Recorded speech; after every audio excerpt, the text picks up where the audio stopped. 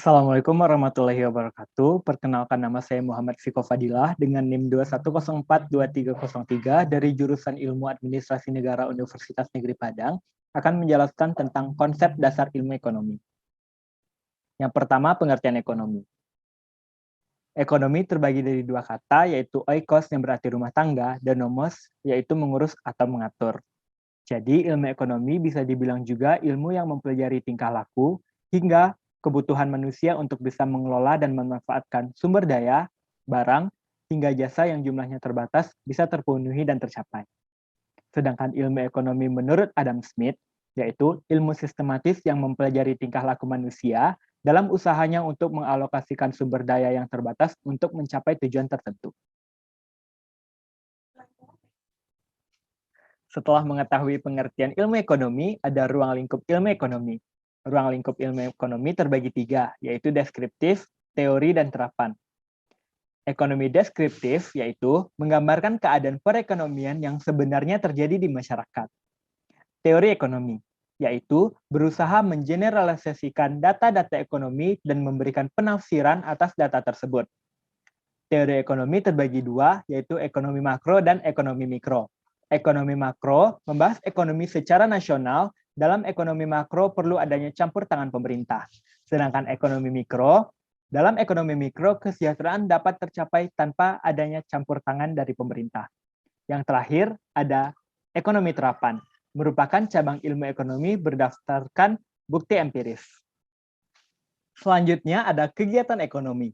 Kegiatan ekonomi ada tiga, yaitu produksi, distribusi, dan konsumsi. Sekarang kita bahas yang produksi. Produksi adalah kegiatan menambah kegunaan suatu benda atau menciptakan barang.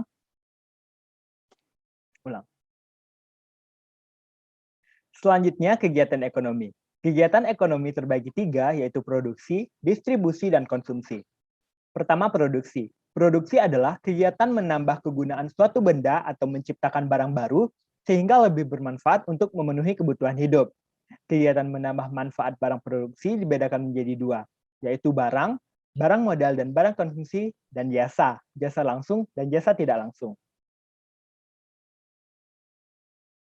Selanjutnya ada distribusi. Distribusi adalah penyaluran atau penyampaian barang dan jasa dari produsen ke konsumen. Proses penyaluran distribusi dapat dibagi menjadi dua kelompok, yaitu distribusi langsung adalah proses penyaluran barang dan jasa langsung dari produsen ke konsumen. Selanjutnya ada distribusi tidak langsung, adalah proses penyaluran barang dan jasa dari produsen ke konsumen dengan menggunakan perantara. Yang terakhir adalah konsumsi. Konsumsi adalah suatu kegiatan yang bertujuan mengurangi dan menghabiskan daya guna suatu benda, baik berupa barang maupun jasa, untuk memenuhi kebutuhan dan kepuasan secara langsung. Konsumsi dapat dibagi menjadi dua kelompok, yaitu konsumsi langsung adalah pengkonsumsian barang dan jasa untuk memenuhi kebutuhannya.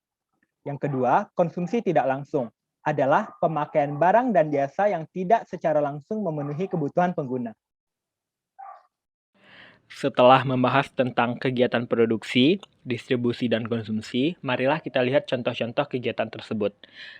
Yang pertama, contoh kegiatan produksi. Contoh kegiatan produksi yaitu berupa pengolahan bahan baku kayu menjadi sebuah furniture, pabrik memproduksi tas kulit, pabrik memproduksi baju, restoran memproduksi makanan, pabrik memproduksi sepeda motor, dan pabrik memproduksi sepatu.